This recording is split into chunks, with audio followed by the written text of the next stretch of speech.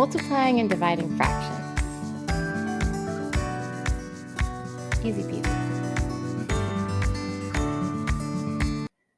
In this problem, we've got 3/5 times 2/7. And I think that multiplying fractions is probably the easiest of the four operations, the four basic operations that we can do. Because when we multiply fractions, we're finding a part of a fraction. We're a piece of it. And to do that, all we have to do is multiply the numbers in the top and the bottom. So 3 times 2 equals 6, and 5 times 7 equals 35.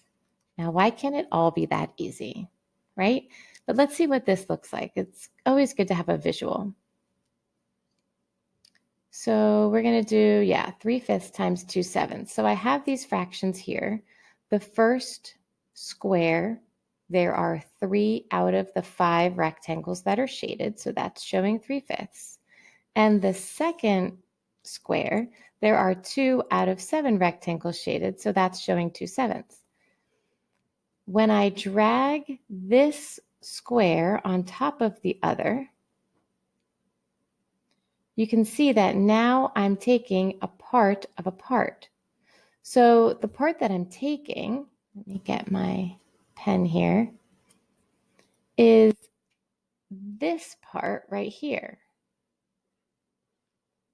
So there is my answer to my multiplication problem. 6 squares or 6 rectangles are shaded out of 35 because my length is 7 and my width is 5, which means I've got 35 rectangles. So I'm taking a piece of a piece, right? Another way that you can think of this, and let me move these off. Let me go back. Let's say I couldn't drag them over, right? So if I have 3/5 in that left square and I want to find 2/7 of that, I would have to split my shaded part into 7ths. This probably won't be as neat, but and then I need one more. 1, 2, 3, 4, 5, 6, 7. And I'm only going to take 2 of them. So that would be that same, 2 strips. Since I have 7ths, I would take 2 of them. So that would be the same answer. I would still get 6. And my denominator would still be 35ths because, I would continue these lines. Same thing that we saw when we just dragged that other square over. Let's look at division. So division of fractions is also easy, but there is an extra step. So instead of just flat out multiplying top times top and bottom times bottom, there is one thing that we have to do. First of all, the 5, we need to write that as a fraction, right? So we can write any whole number as a fraction by just putting it over 1. Then the rule for division of fractions, you've probably heard it before. You've probably heard keep, change, flip, right? So we keep the first fraction, we change division to multiplication, and we flip the second fraction. Now we've got a multiplication problem. Easy peasy, right? We multiply 5 times 4 to get 20 on top, and then 1 times 3 to get 3 on the bottom. Now, like I explained with the addition and subtraction of fractions video, this answer is an improper fraction. And if you're in Algebra 1 or higher, you probably want to keep it as an improper fraction. But if you're solving or you're answering a word problem and you need to find out how many feet of something or like a length, then you may want to convert this to a mixed number.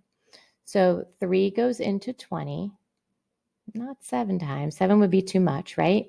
So 6 times, and 3 times 6 is 18. So that means we have a remainder of 2. So both of these answers are correct. It just depends on what form you need your answer to be in. But again, let's look at a visual of this division problem. So the division visual is really cool. All right, so I'm gonna shrink down a little bit here so that you can see more of the screen.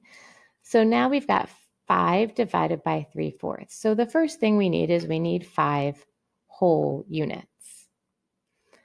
Then we're dividing by 3/4. So we're going to divide each of our whole units into fourths. Then we're going to separate those pieces out. Right? So we've got 4 pieces from each circle.